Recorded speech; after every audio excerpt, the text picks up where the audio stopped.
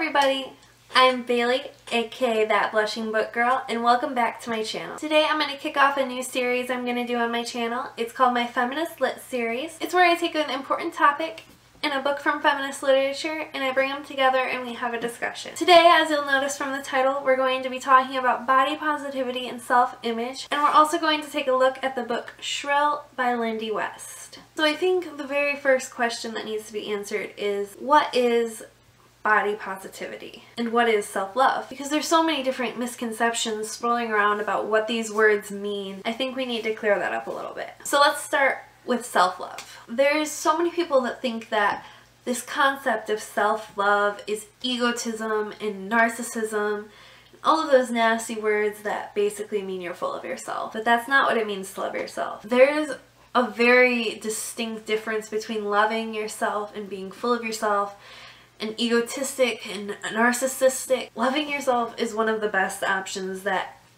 every single person on this earth has. It means looking at yourself and thinking, I'm beautiful, I'm amazing, and I'm worth it. It's not, I'm better than everybody else. It's not, I can do no wrong. It doesn't mean that everybody should bow down to me.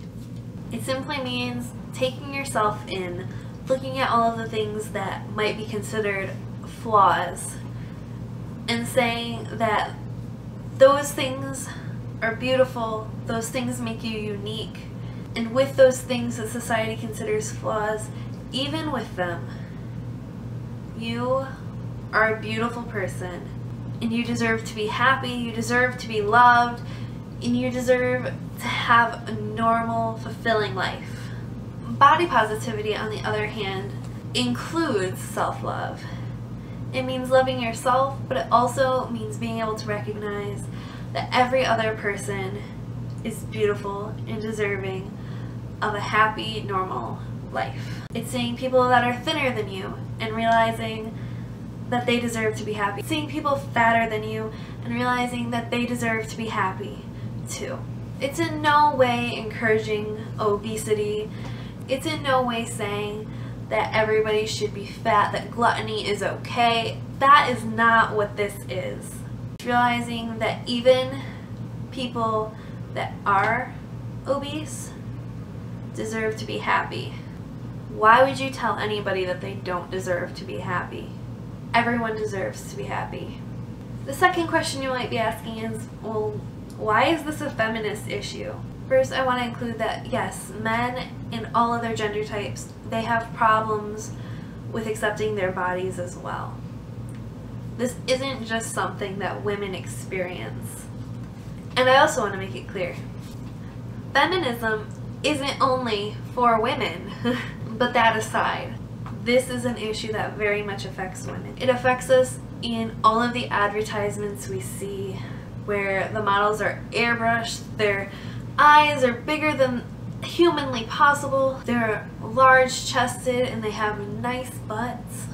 It's how almost every character in every media portrayal is portrayed by a thin woman with long eyelashes who doesn't have stretch marks or cellulite because all of that's been taken away in the movie Magic. It's a feminist issue because we're being raised to think that we are not worth it because we will never be that image. We will never be that girl in the movie. We will never be that woman in the ad. We're subpar. We're not like them. But we never will be. They're not even like them. They don't even look like that. This is a feminist issue because we are surrounded with eating disorders and self-harm. This is a feminist issue because so many women hate themselves. This is a feminist issue because if you don't think that you're worth it, how are you going to be able to stand up for yourself and your rights and all of the other women behind you? This is a feminist issue. In Shrill by Lindy West, she talks about some of these issues. While she covers a great array of other issues too, I'd say that the best topic she covers is body positivity. In one line she says that portrayals of fat women in the media show girls that they have two choices if they're overweight. To either be a sexless mother or a monster. No woman should have to think that those are her only two options. Every woman deserves to see themselves portrayed in the media. And I know that this is largely a concern with people of different ethnicities being able to see their cultures portrayed in the media. And they should. There should be different body shapes, and there should be different cultures, and there should be different sexualities. Everybody needs to be represented in the media because it's their media and it's where they draw from. Media is what shapes us as a society, and if we're only showing stick, thin white girls, then what are we? The portrayals in the media are encouraging nothing but eating disorders. Then why don't we change that? Why are thin women told that they need curves? Why are curvy women told that they need to be thinner? This isn't okay. And it's not okay for women to be pitted against each other. Thin women shouldn't hate fat women, and fat women shouldn't hate thin women. This is not a war. And so I actually wanted to read a passage from Shrill that I thought perfectly described this entire issue. I read this and I was just blown away. Here we go. Women matter. Women are half of us. When you raise every woman to believe that we are insignificant, that we are broken, that we are sick, that the only cure is starvation and restraint and smallness. When you pit women against one another, keep us shackled by shame and hunger, obsessing over our flaws rather than our power and potential. When you leverage all of us to sap our money and our time, that moves the rudder of the world. It steers humanity toward conservatism and walls and the narrow interests of men.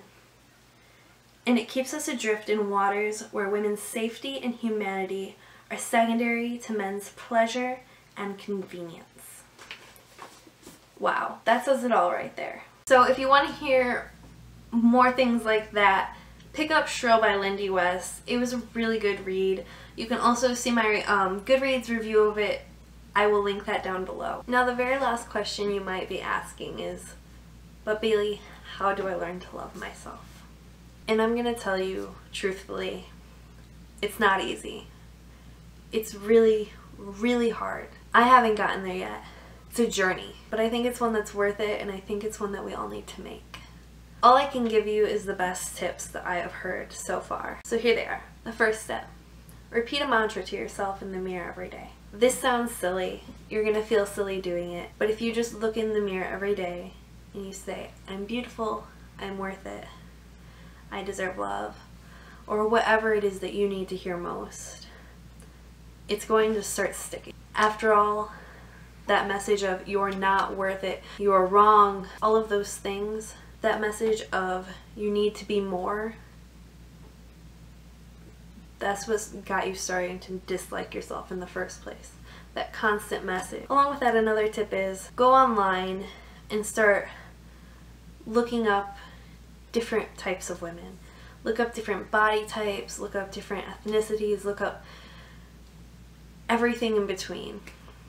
Expose yourself to real women, because the photoshopped photos that you've been seeing are what got you into thinking that this was normal and that this is what you should look like. But when you start seeing real bodies, what real people look like, then you'll start to realize that that's what you should look like. That's what humans look like, and you look like one of them. The third tip I have is a little bit weird. It's simply to stand in front of a mirror and look at yourself. Look at yourself without clothes on. Look at yourself without makeup on. Look at yourself in every way. Just go to a mirror and spend time looking at yourself without the hustle and bustle of trying to get ready and trying to make yourself look perfect. Because the more you see yourself and the more you get used to yourself, the more you start to accept yourself. The more you start to think, wow, I look pretty smoking. Yeah, I look pretty smoking. And those are the tips that I have. But I'm sure that there are a ton more. And that's something I want you to tell me down in the comments below. Tell me, what are your tips for self-love? How's your self-love journey going?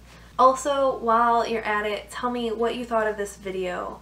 what you think I could do in my next video, because I want to try to make these about once a month. So what did you like? What did you dislike? I will be reading the comments like a madman because I really want to know. I think it's important that we have a conversation about these things. So thank you so much for watching.